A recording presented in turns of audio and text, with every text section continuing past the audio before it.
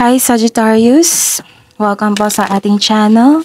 At ito ay inyong second half of March, 16 days, Gabay Tarot Love Reading for March 16 to 31, 2024. So, habol tayo. Please be reminded that this is channel reading po. So, maaari kayo makarelate o hindi. Just take what resonates. Gamitin ang reading na ito bilang gabay lamang.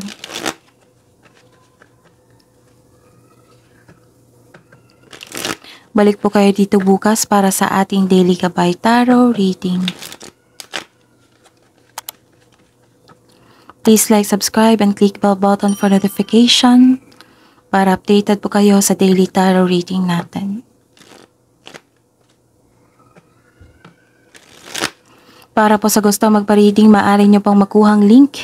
Nasa description box po ito. Message lang po ako sa messenger. Maraming salamat po.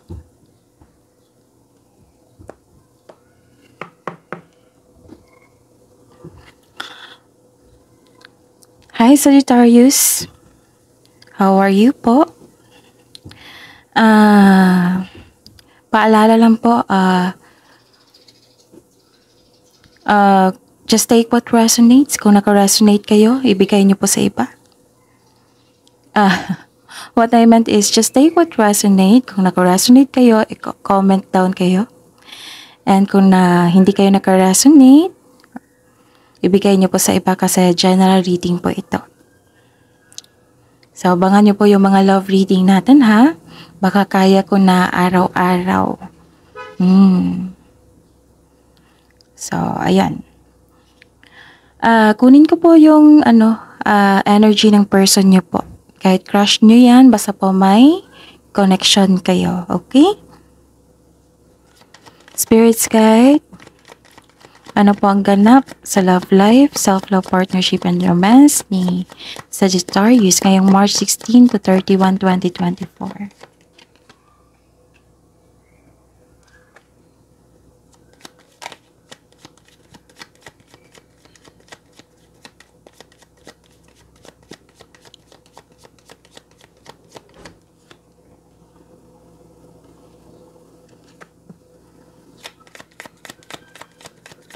Ano pa po ang ganap?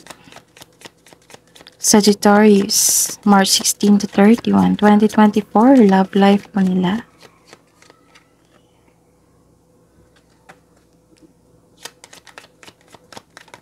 Okay, kunin natin to.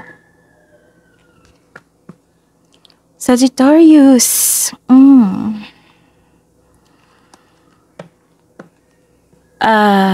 may inaayos ka dito eh. Ang iyong sarili, ang inyong relasyon.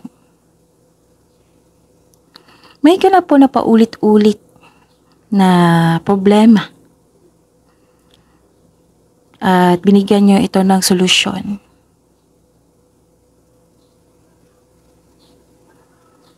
And some of you,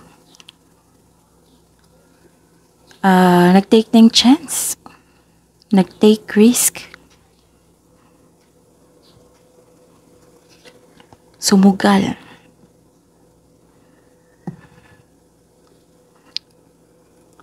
Sa pag-ibig.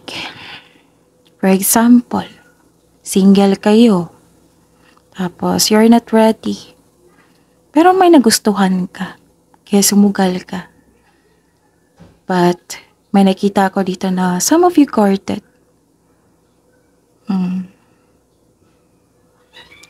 And, may nakita ko dito na may nagustuhan talaga kayo.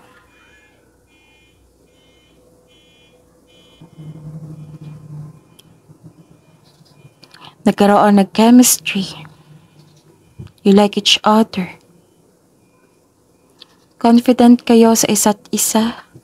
Na mahal yung isa't isa. Na gustong gusto nyo ang isa't isa. In-enjoy nyo yung pagsasama nyo.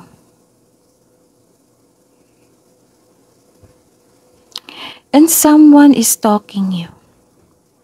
Nag-spy. Tumitingin sa iyo. At saka Parang may inaalam to eh.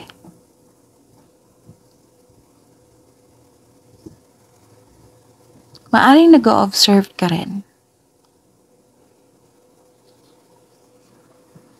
So, ayun.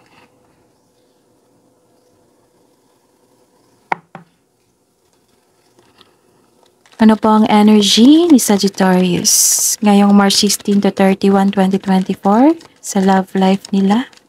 Spirit guide.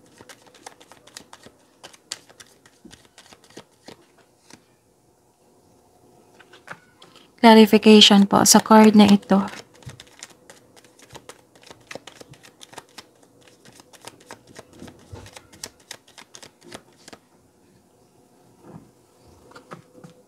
Okay, ayusin lang po ha.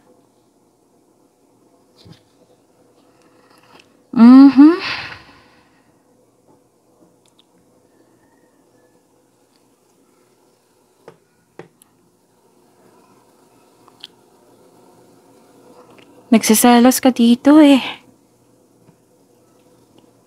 Bakit ka nagselos?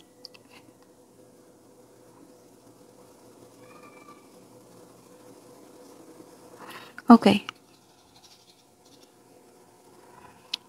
Some of you galit dito.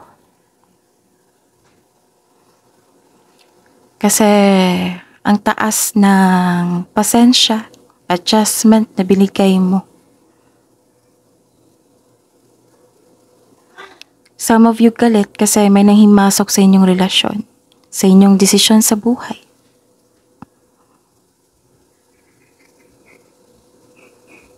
And may nakita ko ditong concern sa isang tao na hindi po daw siya maasahan. Binigay mo na lahat. Pero ayun.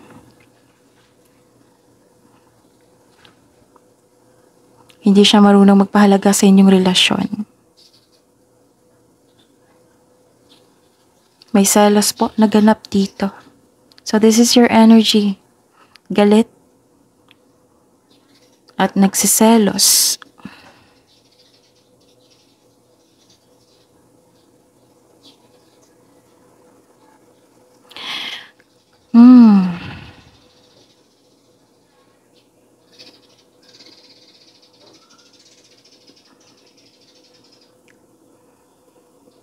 Pero confident naman kayo dito na magiging okay ang inyong relasyon.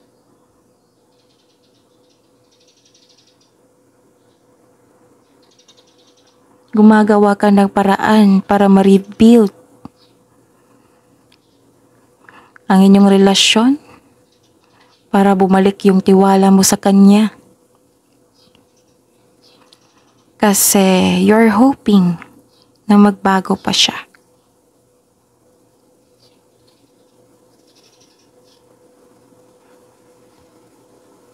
Sa mga single dito, may mensahe po para sa inyo na may makakilala kayong very passionate sa gusto sa buhay.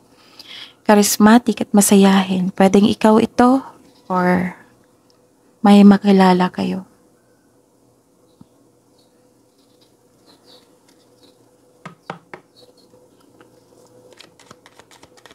Sagittarius, love life challenges ngayong March 16 to 31, 2024. Spirit's guide.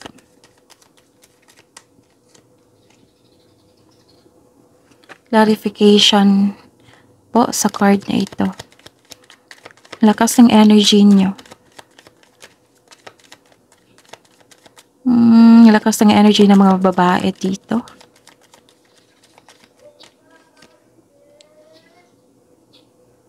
Remember ha, walang gender to. Para to sa lahat. Okay, what's the challenge?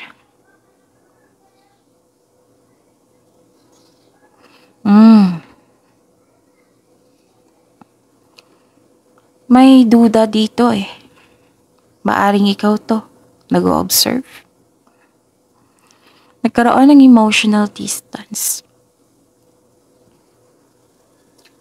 You felt, some of you felt insecure. Pwedeng isa sa inyo, naging self-centered. Concern pa rin yung hindi nagbibigay ng value sa binigay mong pag-ibig, pagmamahal. Selos talaga dito. May selos na ganap. This card may be asking you na mag-open up ka sa inyong partner or sa taong may issue sa'yo without worrying about being rejected or judged. May sabi rin dito na kung may tao sa buhay mo who has proven themselves na untrustworthy sila, better to have a healthy disconnection. Pero depende na sa inyo kung ano yung decision nyo kasi buhay nyo yan.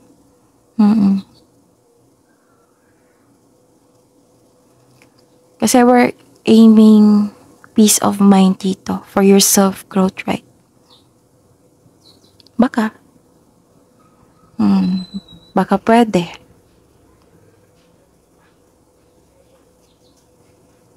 And may concern dito sa isang tao na sobra sa trabaho.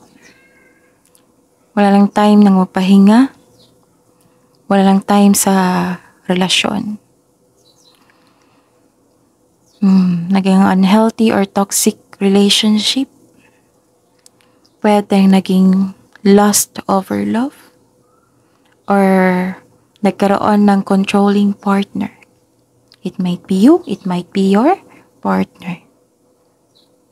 Nagkaroon ng obsession.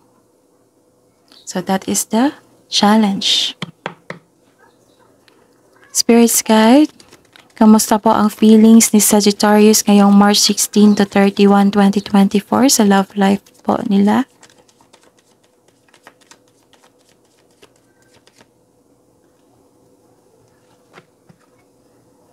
Clarification po sa card na ito.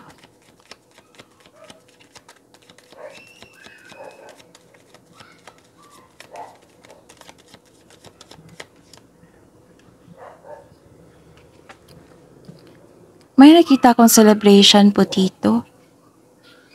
Pero wala kayong ganang i-celebrate. Bakit naman? Kasi walang time? Nawalan kayo ng gana dito eh. Kasi some of you hindi masaya. Ang advice po ng card is to find joy. Find joy that exists right now.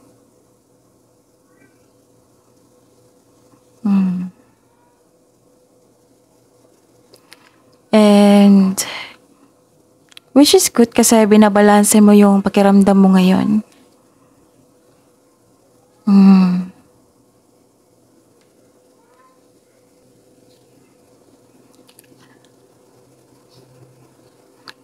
Okay. Binabalanse mo yung emotion mo, oras, ayaw mong magalit, kinokontrol mo.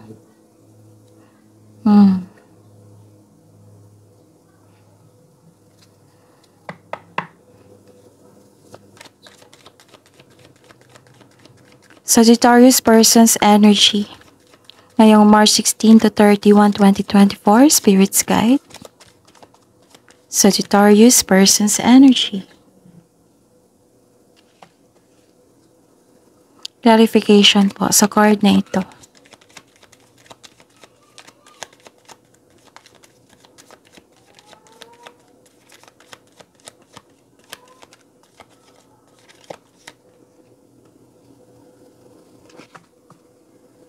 Ano to eh?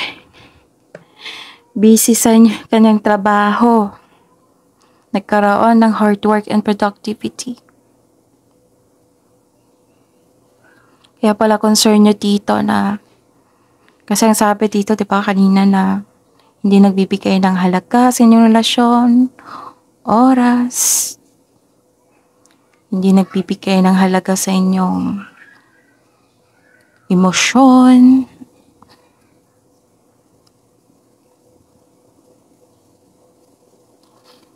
May mensahe po para sa mga single na Ang ideal type nyo po ay stable, grounded, and trustworthy.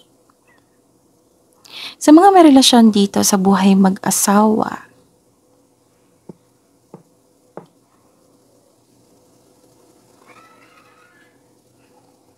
okay. Actually, ang iniisip po niya is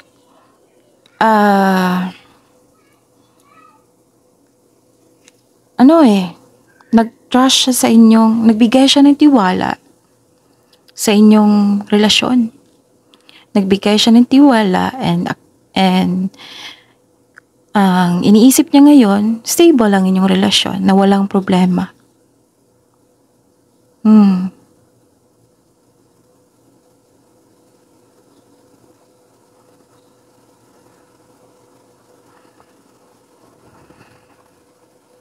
Yan yung energy niya ngayon. Malaki ang kanyang tiwala sa inyong relasyon, sa iyo. Iniisip niya stable ang inyong relasyon. Baka nagtampo ka dito kasi wala siyang oras kasi busy siya eh.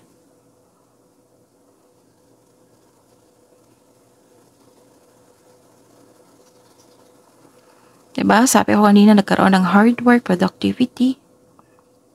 Busy to eh. Sa mga single dyan, no? Some of you,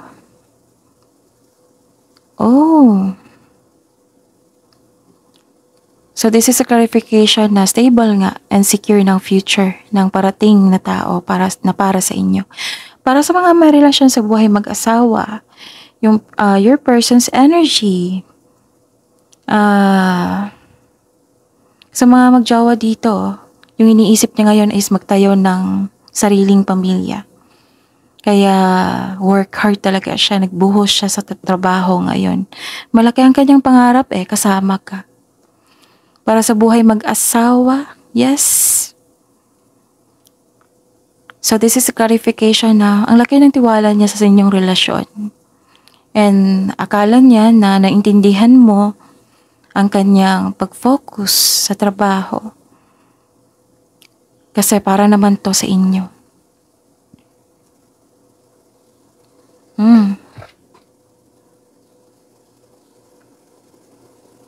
Akala niya nasanay ka na ganyan yung nature ng trabaho niya. Kasi gusto niya ng financial security. Kaya nagsumikap siya. Pinagbuti niya dito. Nagkaroon ng dedikasyon. Gusto niya magkaroon ng increase sa inyong income.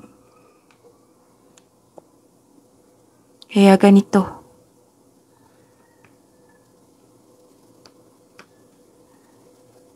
Okay. So, kailangan yung i-address yung nararamdaman niyo po. Address your hurt feelings, magkaroon ng honest conversation para malaman din niya yung adjustment na nagawa mo. Kasi akala niya na okay lang kayo, okay lang sa inyo, na busy siya.